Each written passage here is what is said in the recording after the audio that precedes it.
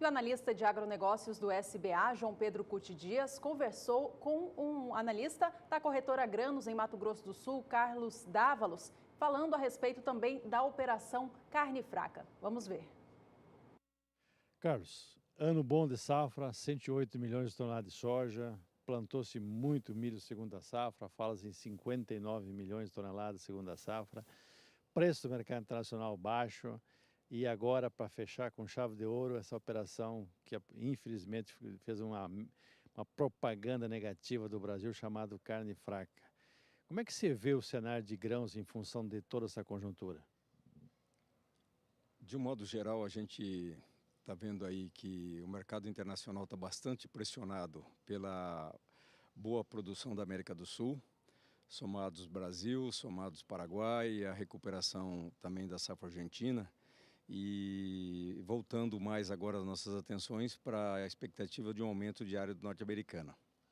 Todos esses fatores têm refletido diretamente numa sequência de baixa nas cotações do mercado internacional e, consequentemente, trazendo os preços para o mercado mundial e brasileiro aí para os patamares bem inferiores dos praticados nos últimos 3 anos. Hoje no Brasil, fala-se que tem um consumo anual de 54 a 55 milhões de toneladas de milho, principalmente nas carnes brancas, frango e suíno. Essas duas carnes passaram por um sufoco ano passado em função do preço elevado, especialmente no primeiro semestre do milho. Hoje, com essa questão de bloqueio, países proibindo a importação, cerceando as exportações do Brasil, isso você crê que vai haver um impacto no consumo de milho no Brasil? Esses últimos fatos que ocorreu, os fatos que ocorreram na semana passada aqui no Brasil, só acelerou um pouco mais a tendência de baixa. Mas, em função do cenário mundial e brasileiro, pela boa expectativa também de uma boa produção de milho, segundo a safra, o milho tende também, assim como a soja, recuar e chegar aos preços abaixo dos preços mínimos no Mato Grosso do Sul. Então você vê que essa colheita que hoje se estima aqui no Mato Grosso do Sul de 9 milhões e 200, Mato Grosso mais de 26 milhões, de acordo com o IMEA, pelo comportamento da safra. Lá também a questão, então, vai cair abaixo. No preço no porto, com 29 a 29,50, com esse câmbio de 3,10, 3,11, nós vamos ter um estoque de passagem muito alto para 2018? É todo um reflexo, né? Consequência desse cenário novo no setor da carne no Brasil, e somados a essa boa produção brasileira do grão, não só brasileira, mas principalmente também argentina, que deu uma incrementada boa na área de milho deles, todos esses são os fatores que vêm pressionando a baixa no mercado brasileiro. Aqui, pontualmente no Brasil, a gente tem alguns fatores que ainda podem acelerar essa queda e trazer preços mais surpreendentes dos praticados no momento. É complicado, né? Quando você olha os custos de produção, muito produtor comprou insumos ainda com $1 de 3,30, 3,40 e isso impacta no custo final de produção. Agora, isso é uma questão cíclica, né, Carlos? Nós viemos de 3, 4 anos de preços bons dos grãos, né? Bons e produção também boa. O produtor está capitalizado para enfrentar esses períodos de vaca magra? A gente acredita que esses 3 últimos anos deu um certo conforto para o produtor se sujeitar,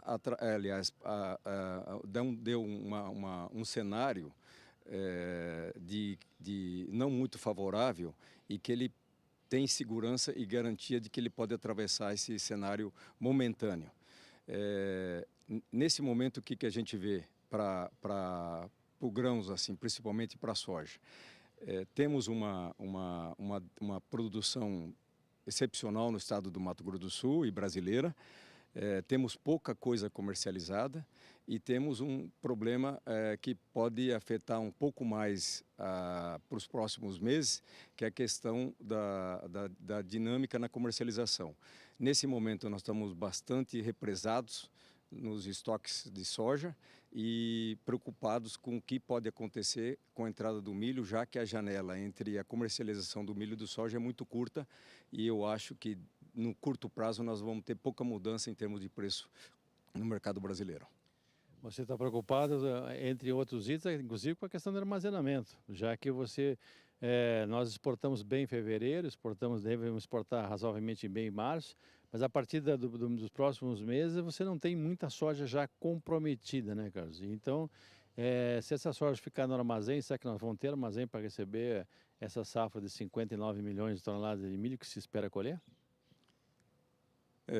Dado esse bom cenário de produção brasileira, e pontualmente aqui no estado do Mato Grosso do Sul, nós temos uma projeção aí de 9,2, mas somados com próximo de 500 mil que ainda nós temos aqui no estado represado, somados com a safra de verão, e uma demanda de 2,3 ao ano, nós temos que arrumar alternativa, não só para o lado do governo do estado, mas principalmente do governo federal em apoiar, através de alguma medida de apoio à comercialização, para poder segurar a queda e dar uma liquidez próximo dos preços mínimos para o produtor brasileiro.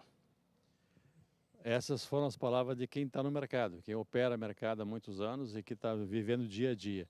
São momentos que o produtor tem que parar, refletir e planejar bem o comportamento do seu negócio para poder passar esses meses razoavelmente turbulentos que nós vamos ter pela frente. O João Pedro Cuti Dias conversou com Carlos Dávalo, ele que é corretor dentro da corretora Grânus, e falou a respeito dos efeitos possíveis da Operação Carne Fraca sobre as cadeias produtivas agrícolas, principalmente milho e soja. Com esse alívio que nós trouxemos nesse final de semana, tivemos no final de semana com a retomada de importantes compradores e importadores de carne brasileira, isso traz uma situação um pouco melhor, pelo menos para o setor agrícola. Já no setor pecuário, nós vamos ter que ver como é que vão ficar as próximas semanas em relação a essas informações e como que a indústria vai operar. Hoje à noite, você já sabe, tem um debate aqui no canal do Boi, no Pecuária BR, a partir das 18 horas no horário de Brasília, então não perca uma oportunidade de você ter informações importantes a respeito do tema.